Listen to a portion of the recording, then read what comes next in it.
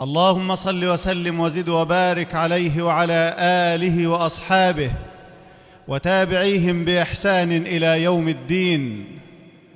أما بعد، فيا أحباب الله ورسوله، كل عام وحضراتكم بخير. اليوم يوم الأزهر. في مثل هذا اليوم ومن 1080 عاماً سطعت شمس هذه الجامعة العريقة وهذا المسجد العتيق على أرض مصر، فملأت العالم كله بالنور. الأزهر حصن العقيدة ومهد اللغة وحارس القرآن والسنة، وسيظل كذلك بإذن الله عز وجل، رغم أنف كل حاسد أو حاقد أو مستغل أو مستغل من خصوم الإسلام هنا أو خارج هنا.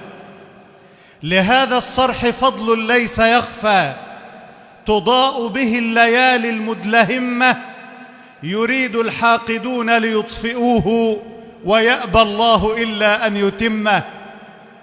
الأزهر أيها الأحبة الذي تعلمنا فيه كيف نقرأ كتاب الله، وتعلمنا فيه سنة رسول الله. كتاب الله الذي هو الشفاء وهو الهداية وهو النور من العماية والغواية.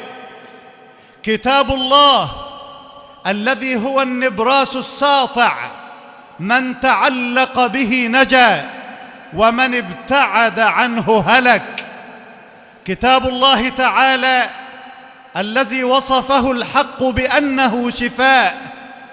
يا أيها الناس قد جاءتكم موعظة من ربكم وشفاء لما في الصدور وهدى ورحمة للمؤمنين. وننزل من القرآن ما هو شفاء ورحمة للمؤمنين ولا يزيد الظالمين إلا خسارا. القرآن أيها الأحبة شفاء للعقول من الأوهام، وشفاء للصدور من الأسقام، وشفاء للأمة من الحيرة والتخبط.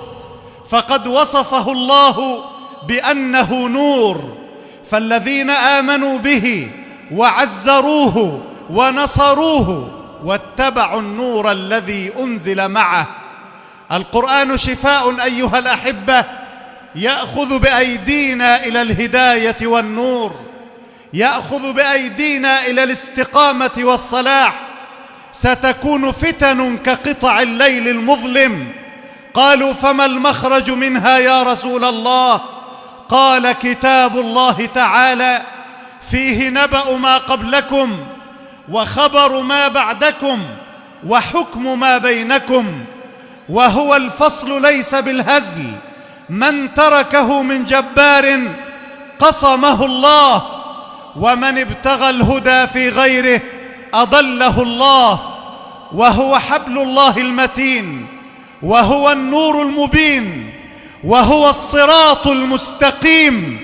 هو الذي لا تزيغ به الأهواء ولا تلتبس به الألسنة ولا يمله العلماء ولا يشبع منه الأتقياء ولا يخلق على كثرة الرد ولا تنقضي عجائبه.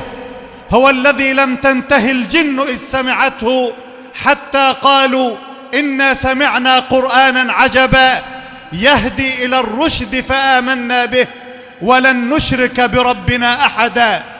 هنا في الأزهر أيها الأحبة رعاية القرآن وتلاوة القرآن كما أراد رب القرآن أن يقرأ. فاللهم احفظ الأزهر وشيخ الأزهر وعلماء الأزهر، وبارك في هذا الصرح الشامخ يا ربنا، واجعله دائما منبرا للحق والفضيلة والخير والسلام. أقول قولي هذا وأستغفر الله لي ولكم، والسلام عليكم ورحمة الله وبركاته.